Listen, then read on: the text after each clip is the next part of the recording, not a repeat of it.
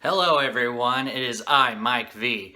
Today we are going to discuss some slot machine myths. We're going to debunk them, and then we're going to knock them out of the ring. Let's do this.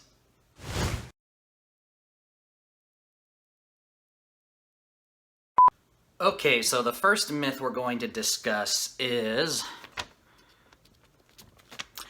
I'm more likely to win when I do not use my player's card.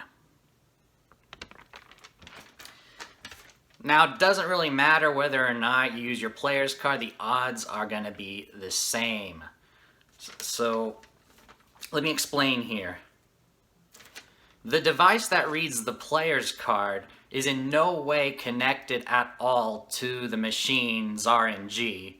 The only thing that it does is it calculates how much has been bet for the purposes of awarding you Players Club points. That's basically all it is, and for the casino to figure out how many comps to give you in the mail, maybe, depending on how the casino reward system works for that particular casino. So, in no way does the Players Club card affect the payback percentage or the RNG. There's absolutely no connection whatsoever, and I can actually show you as well through my own experiences. If you've watched my previous video on advice on slot machines, my last slot video, I showed you photos of my wins on Triple Diamond and on Triple Stars. I'll show those photos again for you guys. On the Triple Diamond slot, which was taken at Harrah's, Lake Tahoe, I had my Caesars rewards card in there, and I hit that for $240. In the Triple Stars video, that was taken at Casino Fandango in Carson City. I do not have a card for that casino, and I still was able to win.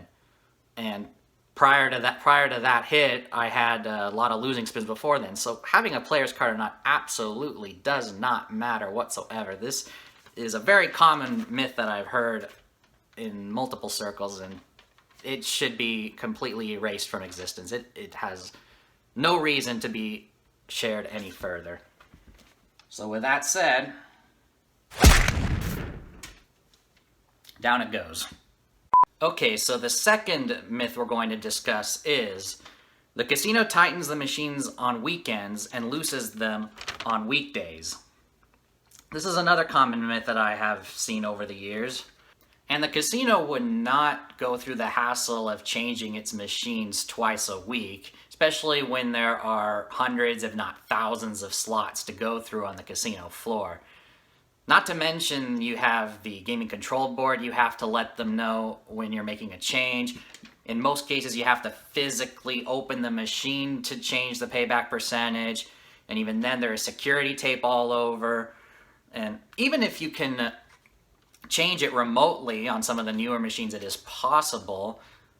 You still have to obviously get permission from the regulator, but also you can't make changes when there are credits in the machine. So if you're actively playing a game, and if the slot manager doesn't like you, you're wearing the wrong hat or some silly reason, they can't flip a switch and change the payback percentage while you're playing. So you are completely safe from that. And I can also tell you from my own experience, you're not going to win more on the weekday and win less on the weekends, or lose more on the weekends. It doesn't matter what day you play. I can also tell you from my most recent trip to Vegas, after a concert, we walked around. We went to Aria. I played the 5-line top dollar machine, and 3 times I got the bonus back to back. I ended up walking away with a little profit, and this was on a Friday night, 10 p.m., 11 p.m., fully packed, people walking the strip, people crowded on the table games at Aria. It was jam-packed, typical Vegas experience right there, just watching everybody walking and playing, having fun, hopefully. And so, Friday night, lots of people, you'd think, oh, let's tighten the machine. Well, no, it doesn't happen. So consider this myth completely debunked. Now for the next myth that we're going to take a look at. And it is, I've been losing on this slot all day. It must be due to hit soon. Well, I can tell you that nothing is due to hit in real life, and in any game of chance for that matter. I'm going to give you an example with roulette. So, let's say you're at a roulette table and 6 reds have come up in a row. You might be thinking, oh, black is due to hit soon, and you bet on black. What are the odds that the next number is going to be a red number? It's the same as always. It's the same. There's 18 red numbers, 18 black numbers, and 2 green numbers, assuming you're playing a double zero roulette wheel. So 18 numbers that you can win in, and 20 that you can lose in. There's a total of 38. So the odds of it becoming red on the next spin is still 18 out of 38. And that is true regardless of how many reds have come up in a row. And let me tell you, I have seen, the most of a single color that I've seen on a roulette table was 13. 13 reds. It can happen. It can definitely happen.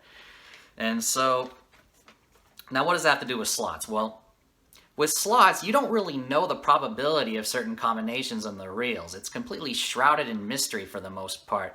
And that's why certain myths like these are more likely to spread with slot machines than with any other game. But I'm going to give you an example now with a slot. Let's say, for example, I'm making this up here, that you're playing a slot and the probability of getting 3 sevens on a traditional 3-reeler is 1 in 100. So on average, that means that every 100 spins you will get 3 sevens. But that doesn't mean that every 100 spins you're guaranteed to get 3 sevens. You might be able to get 3 sevens twice in a row, or you may not get it for 1,000 spins. So keep that in mind. Nothing is due. You can get lucky, or you can have a really bad streak and not get 3 sevens for 1,000 spins. So with that said, myth number 3 is debunked. Time for myth number 4. I like this one. I left the machine to go to the bathroom after playing it all day, and the next person to play it stole my jackpot. Now, I'm going to briefly discuss with you how the RNG in a slot machine works. So let's say you approach a slot machine, you sit down, you get ready to put your money in. While that is going on, the machine is already generating random numbers thousands of times per second, and it always does so, and it starts doing it the moment the machine is powered on. So even when the machine is not being played, it's still generating random numbers. So the moment you hit that bet max button or push the spin button, the machine stops the RNG at that exact millisecond, and then checks to see how what that number corresponds to on say a lookup table, an internal lookup table. You don't know where that is, but and then the results have already been determined, and then just before the reels start to spin, and then the machine will show you the combination that results in either a win or a loss. And if it is a win, how many credits that is based on the random number that was chosen the moment you hit that spin button. So that's a brief explanation on how the RNG works.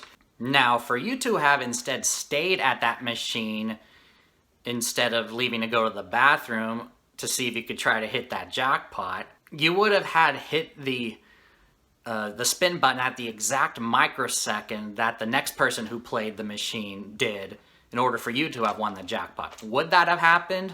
Maybe, but most likely it won't. So generally speaking, no, the player who played after you did not steal your jackpot. And don't try to do what 1 or 2 people have done and try to sue the casino for the amount of the jackpot.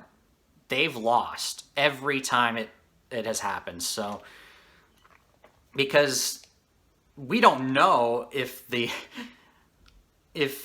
jackpot would have won, because it had that second player who sat at the machine after you waited a millisecond, a full second after to hit that button, they would not have hit the jackpot. You would have not seen it, and you would have just gone on your way. They got lucky. They hit it at the exact microsecond that the RNG gave out a number that corresponded to the payoff for a jackpot. So consider this myth toast. Just don't do that with your toast. Now for the final myth, and this one is a classic. The casinos place the loosest slots by the front door, near the buffet, where there's a lot of foot traffic, etc. Yeah, this one's an old one, but it's still commonly believed. Now, the reality is that casinos tend to set the payback percentages based on denomination, not based on physical location. This is a universal fact. If you've watched my previous video on advice about slot machines, I mentioned that they'll make the higher denomination slots with the higher payback percentages, or quote-unquote make it looser, while the lower denomination machines, penny machines, will have a lower payback percentage, aka make them tighter. So that quarter machine is going to pay the same near the buffet as it does out in the corner and the opposite side of the casino, most likely. The casino will usually say, hey, I want to set my machines at my 92%, for example. Let's say I want my quarter machines at 92%, my nickel machines at 90%, my penny machines at 88%, my dollar machines at 95%. Just giving you examples right here. They're going to be set the same across the entire casino. So regardless if it's right at the entrance, at the buffet, near the restroom, out in the corner where there's few people, and I've seen big wins be hit in quiet parts of the casino. It's definitely possible, and the odds are going to be exactly the same as that similar machine out near the walkway, for example. So myth number 5 is knocked out. Those have been 5 common slot myths debunked. Now, if you are a slot player, I recommend that you give video poker a shot. My next video is going to be about why slot players should try video poker. So stay tuned for that. Be sure you hit the like button, subscribe, share the video, and hit that bell icon to be notified for any future videos. I will see you soon. Take care, and go make it happen.